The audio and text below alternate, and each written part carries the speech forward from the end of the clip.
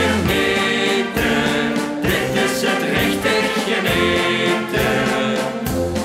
Even niks meer aan de kop, je vaste loven steekt voorop. Even alles vergeten, wat in de kop heeft gezeten. Links hou ik dicht, vast rechts niet raas, gewoon dat het iedere nacht zo was.